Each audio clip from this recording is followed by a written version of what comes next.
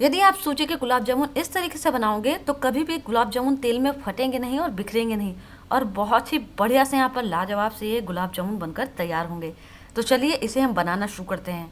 उससे पहले आप किस सिटी से इस रेसिपी को देख रहे हैं, अपनी सिटी का नाम मुझे कमेंट्स बॉक्स में ज़रूर लिखें।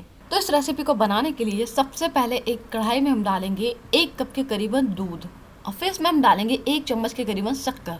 शक्कर की क्वांटिटी को आप थोड़ा सा बढ़ा सकते हैं यदि आप थोड़ा ज़्यादा मीठा खाना पसंद करते हैं। फिर इसको हम अच्छी तरह से मिक्स कर देंगे। उसके बाद इसमें हम डाल देते हैं आधी चम्मच के करीबन इलायची पाउडर, और अब हम इसे चलाते हुए तब तक पकाएंगे जब तक कि जो हमने शक्कर डाली थी वो अच्छी तरह से मेल्ट नहीं हो जाए। तो शक्कर जो है बिल्कुल बढ़िया तरीके से मेल्ट हो चुकी है।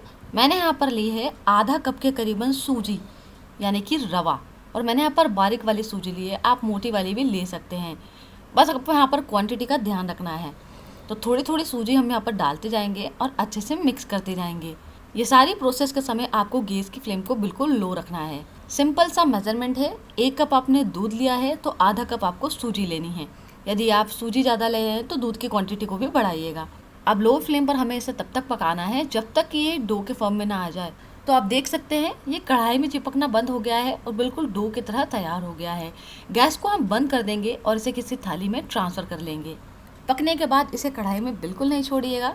अब इसे हम हल्का सा ठंडा होने देंगे, और जब तक ये ठंडा हो रहा है हम आगे की तैयारी कर लेते हैं। तो एक कढ़ाई में हम डाल लेंगे 1 कप के करीबन शक्कर और आधा कप के करीबन पानी। अब शक्कर को हमें इस तरह से चलाते हुए मेल्ट करना है, और गैस की फ्लेम को बिल्कुल लो ही रखें। हाई फ्लेम पर बिल्कुल भी नहीं ये शक्कर को पकाइएगा, नहीं तो जो इसकी सिरप है वो बहुत ज़्यादा हार्ड बन जाएगी। इसलिए लो फ्लेम पर ही आपको ये सारी प्रोसेस करनी है। तो शक्कर को हम इस तरह से चलाते हुए मेल्ट करते जाएंगे, और जो हमने सूजी का डो तैयार किया है साथ ही इसे भी हम इस तरह से मसल लेंगे, जिससे क्या होगा कि ये बिल्कुल स्मूथ डो की तरह तैयार हो जाएगा। ये सारी प्रोसेस आपको इसके हल्के गर्म रहने पर ही करनी है, पूरी तरह से इसे ठंडा होने नहीं देना है। यदि ये पूरी तरह से ठंडा हो जाएगा तो अच्छे से मैश नहीं होगा। अब मैंने इसे डो की तरह तैयार कर लिया है मसल मसल कर। इसमें से हम थोड़ा सा पोर्शन लेंगे और इस तरह से हथेली पर रखकर इसे हम गोल करेंगे, और बिल्कुल छोटी सी टिकिया की तरह हम बना लेंगे। इसे एकदम ज़्यादा आपको मोटा नहीं बनाना है, एकदम ज़्यादा पतला नहीं बनाना है। यदि आप गोल बना रहे हैं तो उसका साइज़ भी आप छोटा रखिए, क्योंकि जब हम इन्हें फ्राई करेंगे तो यदि ये बड़े रहेंगे तो इन्हें फ्राई करने के लिए समय ज़्यादा लगाएगा, और क्या हो सकता है कि अंदर से कच्चे भी रह सकते हैं।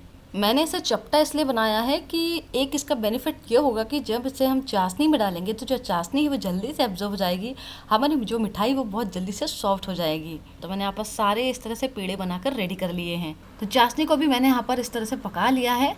एक तार की चाशनी बनानी है हमें यहाँ पर। तो चाशनी को हम चेक कर लेते हैं। तो थोड़ा सा सिरप इस तरह से उंगलियों पर लगाकर आपको इसे छोड़ना है और हल्का सा ठंडा होने देना है। तो आप देखेंगे कि इसमें एक तार बनता दिखाई देगा। बस इसी स्टेज तक आपको यहाँ पर चाशनी को पकाना है। तो ये बनकर तैयार हो चुकी है। गैस को बंद कर देंगे और इसे ठंडा होने देंगे। अब मैंने कढ़ाई में तेल गरम कर लिया है। जो हमने गुलाब जामुन बनाया है उसे एक एक उठाकर हम गरम तेल के अंदर डालेंगे और अच्छे से फ्राई कर लेंगे। तो एक साइड से फ्राई हो गए, इन्हें हम पलट देते हैं और इसी तरह से अलटते पलटते हुए तब तक फ्राई करेंगे जब तक गोल्डन ब्राउन कलर नहीं आ जाए। तो बिल्कुल बढ़िया तरीके से फ्राई हो चुके हैं, इन्हें हम तेल से बाहर निकाल लेते हैं। अब चाशनी भी हल्की सी ठंडी हो गई है। मैं इसमें डाल रही हूँ थोड़ा सा फूड कलर, अच्छे से मिक्स कर देंगे। अब हमने जो ये पेड़े बना के रखे हैं इसे हम चाशनी के अंदर डालेंगे। अब इसे हम चाशनी के अंदर इसी तरह से डूबे रहने देंगे जब तक ये अच्छी तरह से चाशनी को एब्जॉर्ब नहीं कर ले। तो आधे 1 घंटे के लिए ऐसा हम इस तरह से ऐसे ही छोड़ देंगे। तो इन्हें अच्छी तरह से चाशनी को एब्जॉर्ब कर लिया है। तो ये लीजिए टेस्टी सी डिलीशियस सी ये सूजी की मिठाई बनकर तैयार हो चुकी है। एक बार ट्राई ज़रूर करें। हम फिर मिलेंगे एक नई रेसिपी के साथ। Thank you friends, you are watching my video.